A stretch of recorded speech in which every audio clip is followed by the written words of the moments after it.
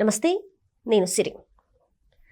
ఇప్పుడైతే సోషల్ మీడియాలో ఏపీలో చూసుకున్నట్టయితే గత ప్రభుత్వ హయాంలో ఎంతమంది మహిళల మీద అరాచకాలకు పాల్పడ్డారు. అంటే సోషల్ మీడియాని వేదిక చేసుకొని వాళ్ళ గురించి చాలా దుర్భాషలాడడం కావచ్చు, వాళ్ళ గురించి మార్ఫింగ్ వీడియోలు కావచ్చు, ఇలాంటివి ఫేక్ ఫోటోలన్నీ చాలా వరకైతే మహిళలను ఉద్దేశించి చాలా నీచంగా మాట్లాడిన వారిని అరెస్ట్ చేస్తున్న పర్వం అయితే మనం చూస్తున్నాం. అయితే ఇదే క్రమంలో సాక్షి మీడియా ఏదైతే ఉందో దానికి సంబంధించి కొంతమందికి ఫేక్ అక్రిడేషన్ ఇంకా ఫేక్ అపాయింట్మెంట్ లెటర్లు ఇచ్చి చంద్రబాబు నాయుడు గారిని, లోకేష్ గారిని తిట్టించే ప్రయత్నం అయితే చేశారు. తిట్టారు కూడా చాలామంది. సో దీని గురించి మరింత విషయాన్ని మనకి అందజేయడానికి ఈరోజు మనతో పాటు ఉన్నారు ప్రముఖ రాజకీయ విశ్లేషకులు అంకమరావు గారు. నమస్కారం సార్. సార్, ఇప్పుడు చూస్తున్నట్టయితే ఈ ఫేక్ అక్రిడేషన్, ఫేక్ అపాయింట్మెంట్ లెటర్లు ఇచ్చి చంద్రబాబు నాయుడు గారిని, లోకేష్ గారిని తిట్టించారు. అసలు మరి ఎంతవరకు దీన్ని కరెక్ట్ అంటారు? ఇలాంటి పనులు చేయడం అసలు కరెక్ట్ అంటారా? వీళ్ళకి ఎలాంటి శిక్షలు ఇస్తే కరెక్ట్ అంటారు?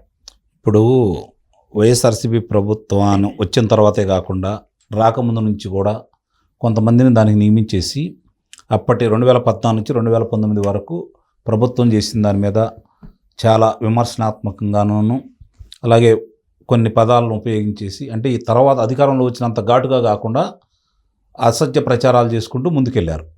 ఆ రోజు తెలుగుదేశం ప్రభుత్వం కొంచెం ఉదాసీనంగా వ్యవహరించిన మాట వాస్తవం. స్వయంగా జగన్మోహన్ రెడ్డి గారే చంద్రబాబు నాయుడు గారిని వ్యక్తిగతంగా అన్నా కూడా పట్టించుకోలేదు. ఆ రోజే చర్య తీసుకోవచ్చు, కానీ తీసుకోలేదు. అది వాళ్ళకు అలుసుగా భావించారు. అధికారంలో వచ్చిన తర్వాత రాష్ట్రం అప్పులమయమైంది, ఈ రాష్ట్రాన్ని ఎలా బాగు చేయాలనే దాని మీద దృష్టి పెట్టారే తప్ప వీళ్ళు మాట్లాడేదానికి మనం ప్రజలకి ఏదో మేలు చేస్తున్నాం, ప్రజలు మనల్ని ఆదరిస్తారనే నమ్మకంతో వాళ్ళు వెళ్ళారు ఆ రోజు. కానీ జరిగిన దానికి చూసుకుంటూ ఉంటే వీళ్ళు చేసిన అసత్య ప్రచారం ఒక రకంగా ప్రజలు నమ్మారనే భావించాలి. 151 స్థానాలు ఇచ్చారు. అధికారంలోకి వచ్చిన తర్వాత వాళ్ళు మళ్ళీ పరిపాలన ఎలా చేయాలనే కాకుండా కక్షపూరిత వ్యవహారంతో ఇంకా వీళ్ళని వ్యక్తిత్వ హననం చేస్తూ ఇష్టారీతిగా మాట్లాడుతూ వాళ్ళు దాన్ని కొనసాగించారు. దానికి ఇంటూరు రవికిరణ్ అనే వ్యక్తికి సంబంధించి రవీందర్ రెడ్డి కావచ్చు, మిగిలిన వాళ్ళు చాలామంది ఉన్నారు. ఇంటూరు రవికిరణ్ అనే వ్యక్తికి ప్రభుత్వం తరపు నుంచి కూడా అతనికి కార్డు ఇవ్వడం కూడా జరిగింది. అంటే ప్రభుత్వం అంటే ప్రజల సొమ్ము అతను చెల్లిస్తున్నారు. అతని భార్య కూడా దాంట్లో పనిచేస్తున్నారు, వేరే దాంట్లో పనిచేస్తున్నారని చెప్పని మనకి అందిన సమాచారం. మరి అలాంటి వ్యక్తులకి ఇలాంటి ఇచ్చారు అంటే దానికి సంబంధించి వాళ్ళు ఒక వ్యూహాత్మకంగా, అంటే తర్వాత కూడా ప్రభుత్వం మనమే వస్తాము, ఇలానే కొనసాగిద్దాము, మనకు అడ్డు చెప్పేది ఎవరు? ఎందుకంటే న్యాయమూర్తులు అంటేనే న్యాయమూర్తులే స్వయానా దాని గురించి పట్టించుకోమంటే ఇక్కడ ఉన్నటువంటి పోలీసు వాళ్ళు పట్టించుకోకపోతే వాళ్ళు సిబిఐని ఆశ్రయించాల్సి వచ్చింది. అంటే ఇక్కడ ఎవరికి దిక్కులేదు, న్యాయమూర్తులకే దిక్కులేదు. ఇక మామూలు పరిస్థితి ఏంటి చెప్పండి?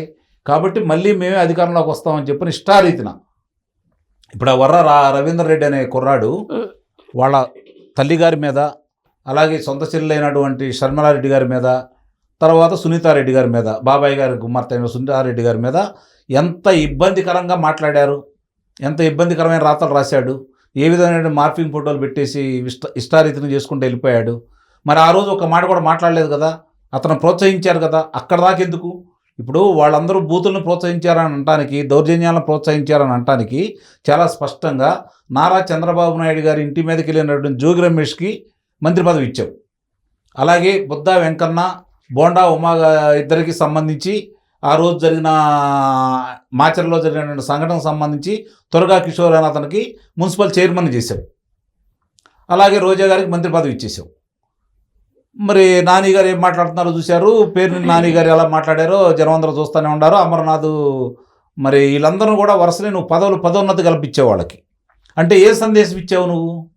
అలాగే నిండు సాక్షిగా, అంటే దేవాలయం లాంటి, ఆంధ్రప్రదేశ్కి దేవాలయం లాంటి శాసనసభలో వాళ్ళు ఆ విధంగా వ్యక్తిత్వ హననం చేస్తున్నా కూడా నువ్వు చిరునవ్వులు చిందిస్తూ వాళ్ళని ప్రోత్సహించేవే తప్ప ఇలా మాట్లాడకూడదని చెప్పి ఏ రోజు అయితే ఖండించలేదు కదా. దీన్ని అలుసుగా తీసుకున్నారు. మనకి ఇంకా అధికారం మనదే శాశ్వతం, జగన్మోహన్ రెడ్డి గారు ఉన్నంత కాలం ఆయనే ముఖ్యమంత్రిగా ఉంటాడు, కాబట్టి మనకు ఎలాంటి ఇబ్బంది లేదని చెప్పని వీళ్ళందరికీ నమ్మబలికావు. వాళ్ళు నిజంగా నమ్మారు కాబట్టే అట్లా మాట్లాడారు. ఈరోజు శిక్షలు అనుభవించడానికి సిద్ధంగా ఉన్నారు. వాళ్ళు జరుగుతున్నాయన్నీ చూస్తూనే ఉన్నారు కదా, ఏది బయటికి వెళ్ళలేదు కదా. ఎవరైతే ఆ రోజు విర్రవీగి ఒళ్ళు బలిసి కార్యక్రమాలు చేశారో వాళ్ళందరూ కూడా ఈరోజు బెండు తీయడానికి వీళ్ళు సిద్ధపడ్డారు కదా. ఈరోజు గుర్తొచ్చిందా?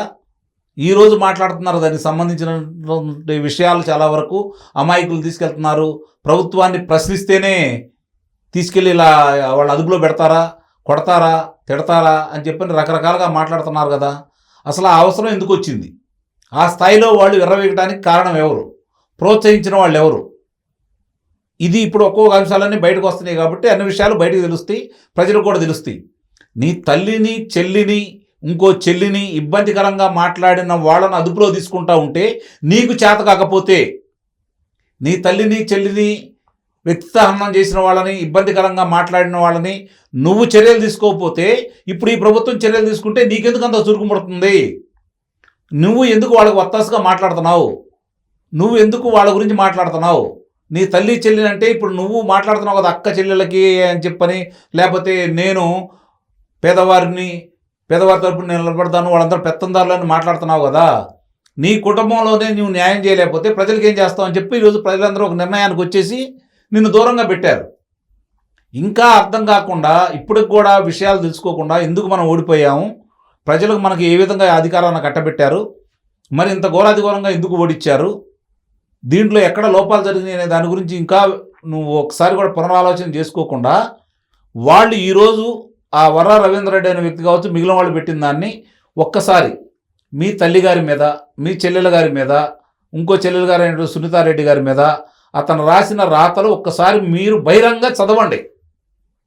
చదివి అప్పుడు అడగండి, ఇదిగో వీళ్ళు ఇలా పెట్టారు, ఇది తప్ప అని చెప్పి ప్రజలను అడగండి. ప్రజలు ఏం మాట్లాడితే దానికి కట్టుబడి ఉండాలి. ప్రభుత్వానికి కూడా చూద్దాం. అతను ఇట్లా చెప్తున్నాడు, వాళ్ళు మాట్లాడిన సబ్బను కానీ ప్రజలంటే మీరు వదిలేయండి అని చెప్పని మనం కూడా ప్రభుత్వానికి విన్నవించుకుందాం. ఒకసారి మీరు చెప్పండి.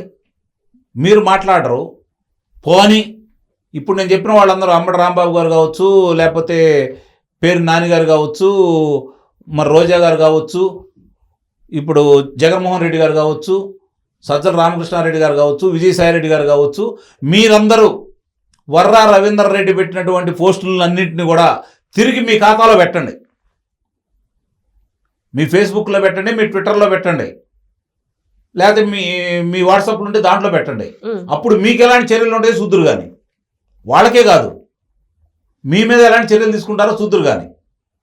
పాపం వాళ్ళకి ఏమీ తెలియని వాళ్ళ గురించి ఎందుకు, డబ్బులు ఇస్తే చేసిన వాళ్ళ గురించి ఎందుకు?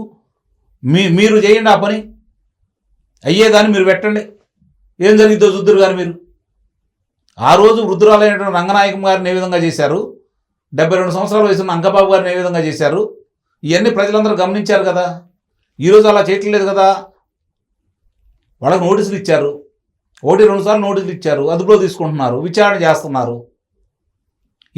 ఇంకా విర్రవీగి వాళ్ళకట్టా చేయాలని చెప్పని ఇష్టారీతిగా మీరు అట్లనే మాట్లాడండి, నేను ఉంటాను, ఏం చేస్తారో చూస్తారో అని చెప్పని చేసిన దానికి ఒకసారి ఎనికి తిరిగి చూసుకొని ఇది పొరపాటు అయింది, ఇలాంటి చేయొద్దని చెప్పి చెప్పడం కాకుండా మీరు చేయడానికి ప్రోత్సహిస్తుంటే ఏటి వెళ్తున్నట్టు?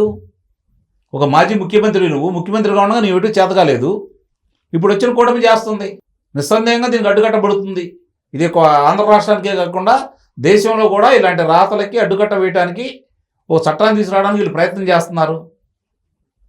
భవిష్యత్తులో ఎలాంటి ఇబ్బందులు లేకుండా రేపు వచ్చిన తర్వాత నువ్వు మాట్లాడకుండా, నువ్వు చాలా చెప్తున్నావు కదా 29న వస్తావని, అంత నమ్మకం నీకు ఉంది, ప్రజలకైతే లేదు. మళ్ళీ నేను తిరిగి కూర్చోబెట్టాలని అంత నమ్మకం ఉంటే నీ వాళ్ళకు ఉంటే మళ్ళీ మాట్లాడించు. మరి నువ్వే మాట్లాడు, నేను చెప్పిన ఇందాక నాయకుల చేత మాట్లాడించు, అవన్నీ చదివించు, అప్పుడు ఏం చేస్తారో చూడొచ్చు. ఒకసారి తిరిగి ఆలోచించుకో. జరిగిన ఉదంతాలన్నీ కూడా ప్రజలు గమనిస్తూనే ఉన్నారు. బూతులకు ఇచ్చిన ప్రాధాన్యత, దౌర్జన్యానికి ఇచ్చిన ప్రాధాన్యత, దోపిడీకి ఇచ్చిన ప్రాధాన్యత, అశాంతి, అరాచకం 5 సంవత్సరాలు ఎలా ఉంది ప్రజలు గమనించారు కాబట్టి ప్రభుత్వాన్ని ఓడగొట్టారు. వీళ్ళు కూడా అలానే చేస్తే ప్రజలు నిస్సందేహంగా తిరస్కరిస్తారు. కానీ నిన్ను మాత్రం అవకాశం మీరు, అది మాత్రం గమనించుకోవాలి. Right, thank you so much. Thank you.